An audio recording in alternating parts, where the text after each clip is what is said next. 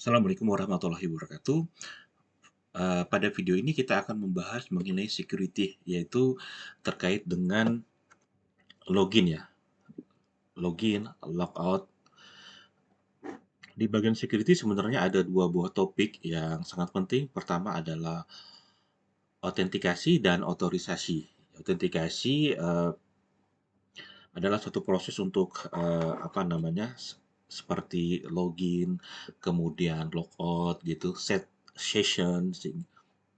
Otorisasi lebih kepada hak akses ya, apakah user itu boleh misalnya mengedit ini, menghapus ini, dan seterusnya. Jadi ada dua sesi, namun pada ini kita akan bahas yang pertama yaitu autentikasi, yang lebih kita kenal dengan login. Nanti kita bagaimana proses login, set session, kemudian setelah login, user itu tidak digunakan lagi, kita logout. Oke, kita langsung saja masuk ke materinya ya.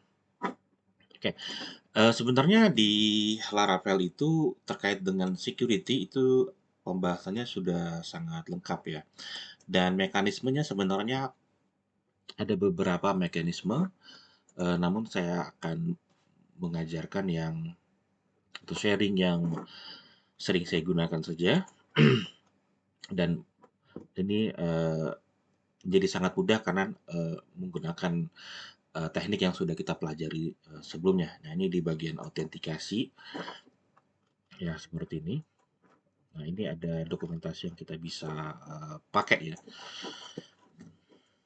Oke, kita langsung saja untuk autentikasi nanti autentikasi ya. Nanti kita akan buat proses form login dulu, proses login, kemudian yang terakhir adalah logout dan mungkin sedikit mengenai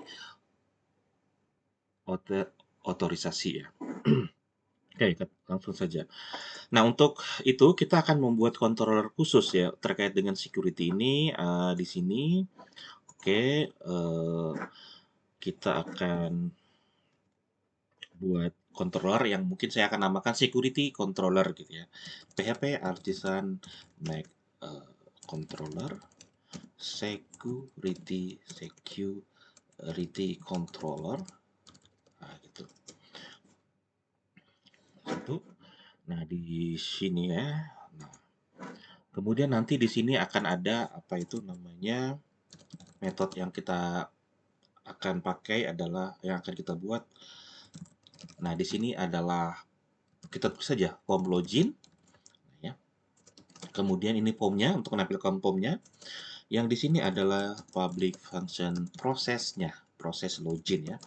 Dan yang terakhir di sini kita akan buat logout.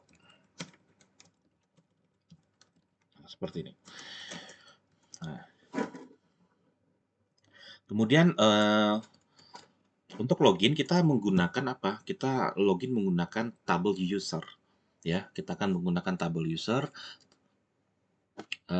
Jadi modelnya adalah model user. Jadi modelnya ada, controllernya ini, kemudian kita buat view-nya. Jadi view-nya apa yang kita perlukan yaitu form login. Di sini mungkin kita akan buat saja file baru, folder baru ya supaya enak di kita manage, yaitu misalnya security. Atau kalian bisa nulis keamanan juga nggak apa-apa sih sebenarnya. Kita buat aja di sini form login .blade.php. Oke. Di form login ini sudah ya. Selanjutnya saya hapus yang lain dulu. Selanjutnya kita akan buat 3 buah root. Karena ini nanti ada login, proses login dan logout. Jadi kita perlu 3 root ya di sini. Sama seperti yang ini ya, ada 3 metode gitu ya. Kita bisa taruh di bawahnya saja. Controller. Oke. Oke. Kita impor dulu seperti controller-controller yang lainnya. Security controller.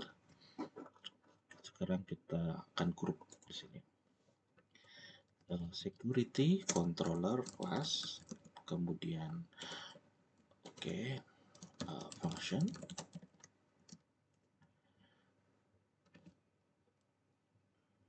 Oh, sorry, di sini grup ya. Nah, dalamnya baru ada function. Nah, seperti ini. Oke, yang pertama adalah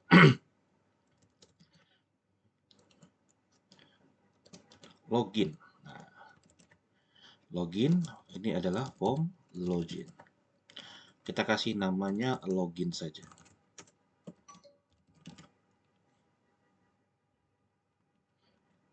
Kemudian yang selanjutnya setelah login dikirim maka dia akan ke sini, ke post ya. Kita tulis login juga tidak apa-apa, tapi ini untuk proses login. Nah, di sini kita tulis name-nya adalah login titik proses. Nah, itu pun boleh. Yang terakhir, get adalah logout. Jadi ini untuk menghapus session ya. Jadi login itu set session, logout itu unset atau menghapus session. Nah, ini logout tadi. Name.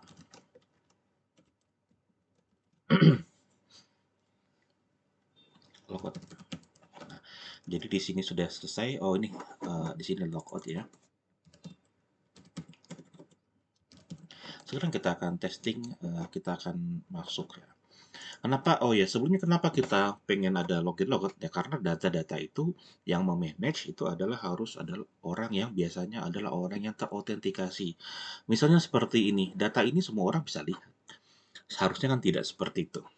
Jadi perlu login dulu baru dia bisa mengelola data. Seperti itu. Oke, kita lanjut. Oke, kita akan ke slash login ya. Nah, kita login misalnya untuk nanti di sini akan tampil form login. Nah, form loginnya seperti apa? Form loginnya sebenarnya tidak ada berbedanya dengan form-form yang lain sebenarnya. Yang penting ada username dan password is cukup. Nah, oke, di bagian sini kita tambahin aja form. Nah, di sini actionnya adalah ke root ke login titik proses. Nah, gitu. Kita cek dulu sesuai nggak? Iya, betul, proses.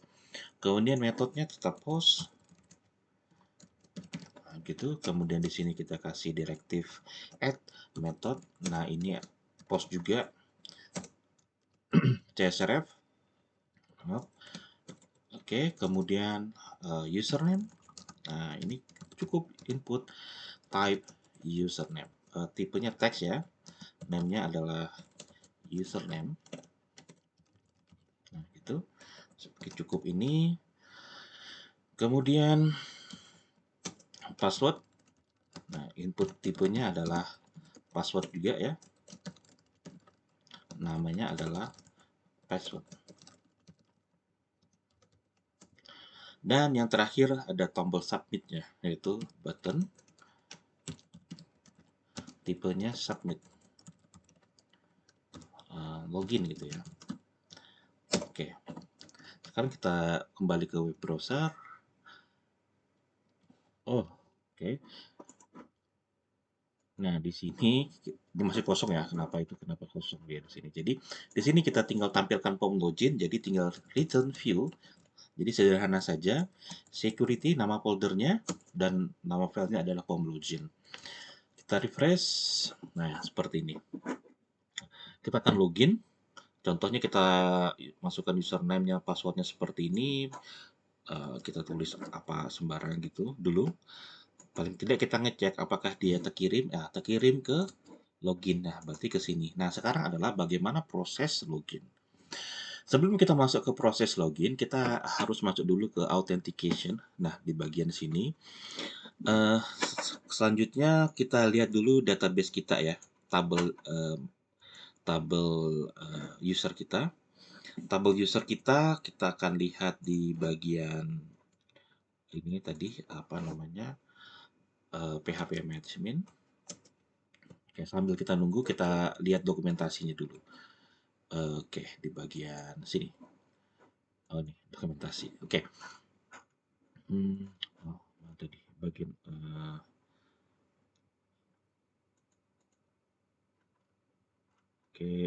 bagian the basic rasanya tadi.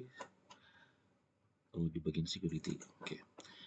Di bagian authentication ya. Nah, ini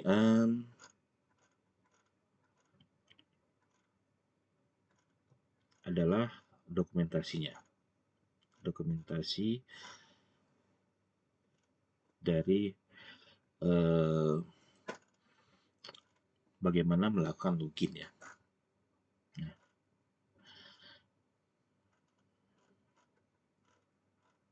jadi untuk melakukan login tuh ada beberapa cara. Ada beberapa cara. Nah, di sini kita lihat. Nah, kita akan menggunakan yang ini, manually authenticating user. Nah, jadi ada beberapa jenis, namun saya akan gunakan yang ini, manually authenticating user. Maksudnya apa? Maksudnya seperti ini, ketika username dan password dikirim eh, ke bagian sini, ke proses login, yang kita lakukan adalah kita cari dulu datanya di database, di tabel user. Ada nggak? Kalau ada datanya, maka data user itu ada, maka user itu diloginkan. Nah, itu manual. Sebenarnya ada yang otomatis, cuman saya biasa menggunakan yang ini karena prosesnya itu mirip seperti proses ketika kita mencari data atau read data. Jadi kita tidak perlu mengingat banyak kode di situ ya. Seperti itu. Nah, ini. Kita kan kodenya simpel saja, sangat simpel. Nah, menggunakan yang ini, out login user. Nah, user ini kita cari menggunakan perintah yang membaca data tadi. Nah, yang ini. Nah, oke. Jadi kalau proses loginnya seperti apa? Nah, di sini jangan lupa karena dikirim, jadi kita perlu yang namanya request. Nah, di sini waktu dikirim kita ambil username dan password. Jadi username request sama seperti yang sebelumnya ya. Prosesnya sama. Input ya, username. Nah, dan yang selanjutnya adalah password. Nah, ketika kita dapat username dan password, kita cari di database. Bagaimana caranya? Ya, sama seperti sebelumnya. Kita menggunakan model user, sehingga kita import dulu use app models, kemudian user. Seperti ini. Untuk mencari user, kita menggunakan model user, menggunakan where. Kita cari user di mana, berarti where, username, itu berdasarkan username yang kita input, kemudian where lagi, password, juga berdasarkan password yang kita kirim tadi. Nah, jadi gini. Nah, ini mudah. Kemudian terakhir adalah get. Atau terakhir kita tulis first. Nah, ini agak sedikit beda ya. First itu artinya apa? First itu artinya ambil satu. Yang pertama. Jadi ketika kita ngambil data kan kalau kita menggunakan get, datanya dalam bentuk collection atau banyak array gitu ya. Tapi karena username ini kan, user itu kan pasti satu. Nah, makanya kita gunakan first. Nah, di sini selanjutnya, kita cek ada nggak sih usernya? Nah, gitu. Apa usernya ada nggak? Kalau usernya ada, nah, atau kalau usernya nggak ada, nah itu biasanya kita akan kebalikannya. Jika usernya itu nggak ada itu artinya null, maka datanya memang username passwordnya salah. Jadi kita kembali ke redirect ya. Jadi kita redirect. Jadi kita return redirect. Kita kembali ke mana? Ke rootnya kita kembali ke ini, ke login gitu. Nah, ya kalau salah kita kembali ke login. Kalau benar, kalau benar maka kita ini tadi. Kalau benar maka baru kita ini out login. Nah, kita tinggal copy ini, taruh di atas. Jadi Illuminate support password out. Jadi ini suatu kelas yang berfungsi untuk meloginkan user. Jadi tinggal out login user. Jadi langsung login dia. Setelah login kita kemana? Nah, misalnya terserah kita mau kemana. Contoh saya akan arahkan ke user gitu ya. Ke halaman user. Jadi return redirect root user titik index misalkan seperti itu. Nanti kita bisa arahkan kemana aja yang sesuai. Oke, sekarang kita akan coba dulu apakah berhasil. Oke, kita refresh. Nah, ini kita klik login. Nah, dia akan kembali ke sini lagi ya. Dia kembali ke sini. Kenapa dia kembali? Karena nggak ada user dan passwordnya. Sekarang saya juga lupa username passwordnya. Kita cari dulu di database. Kita cek dulu, kita lihat di database. Misalkan ini admin, passwordnya admin 123. Nah, jadi admin sudah admin 123. Kita klik login. Kalau dia berhasil, maka dia ke halaman user. Nah, betul. Jadi itu berhasil. Sederhana sekali. Sangat sederhana sebenarnya. Jadi cukup seperti ini, kita ambil data yang dikirim, bukan untuk di-input, tapi untuk dicari. Nyarinya seperti apa? User, where, di mana username-nya sama dengan ini, dan passwordnya ini ambil pertama. Kalau tidak ada, kalau nggak ada berarti null. Kalau nggak ada, maka suruh login ulang. Kalau ada, maka login, kemudian ke user. Kita bisa taruh kemana saja sebenarnya. Ke home misalkan, atau kemana-mana. Seperti itu. Nah, jadi sangat sederhana. Login seperti itu. Sekarang bagaimana dengan logout? Nah, logout itu juga sangat sederhana. Sebenarnya logout itu kita cek lagi ya di dokumentasi. Untuk logout, nah kita cari dulu logout. Nah, logging out user. Nah, ini perintahnya sangat sederhana. Jadi kita cukup seperti ini. Nah, jadi sebenarnya perintah utamanya ini out logout. Nah, kemudian setelah logout ngapain? Setelah logout saya kembali ke misalnya kemana gitu, ke login boleh. Jadi misalnya out titik logout.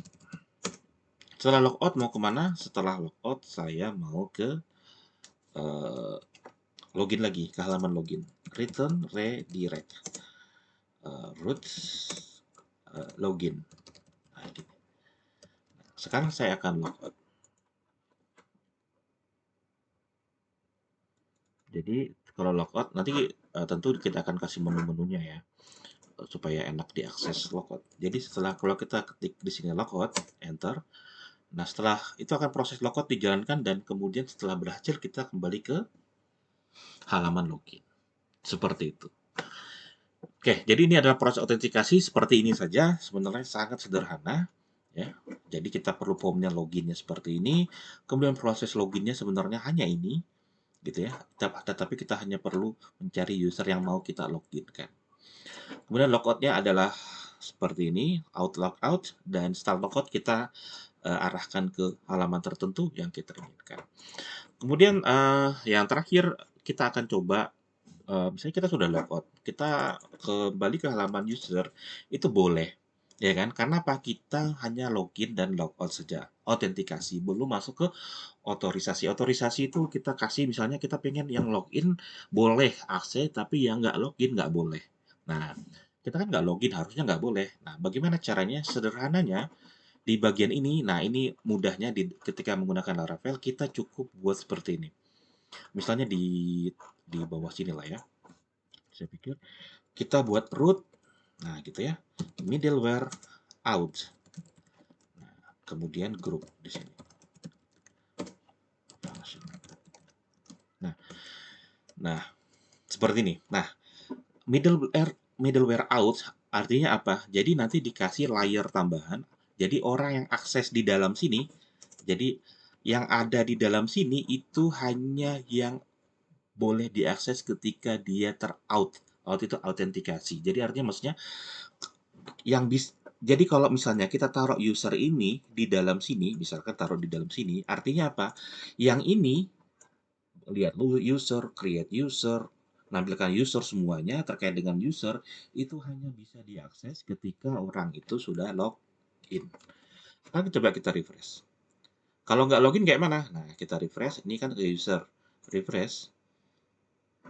Nah, dia nggak bisa langsung ke suruhnya ke login. Nah, gitu. Jadi kalau kita nggak login, kita akses ke user, nah gitu, nggak bisa. Nah, jadi sudah terlindungi ya. Nah, kalau kita login, misalnya admin tadi passwordnya admin 123. Nah, ke user boleh. karena dia sudah login. Ya, seperti itu. Jadi kita bisa taruhkan semuanya, misalkan, oh ini semua datanya hanya boleh diakses oleh orang yang telah login misalkan. Mahasiswa yang input juga harus sudah login dulu gitu ya. Hobi juga sama, prodi juga sama, semuanya seperti itu misalkan. Maka eh, kita bisa taruhkan semuanya, pindahkan ke dalam sini. Jadi dimasukkan ke dalam middleware out.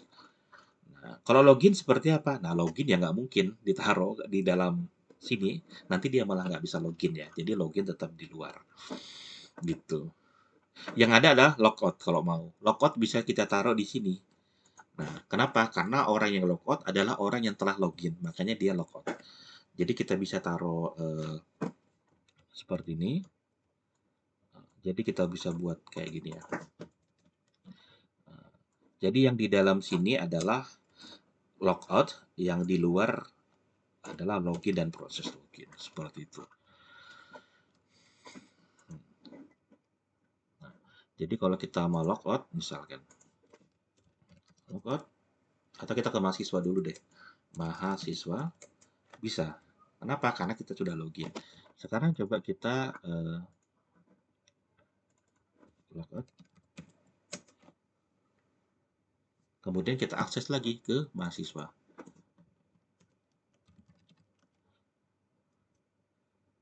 Nah, nggak bisa. Langsung diarahkan ke login. Karena apa? Mahasiswa itu yang boleh akses adalah tulisannya di sini middleware out. Artinya orang yang telah login.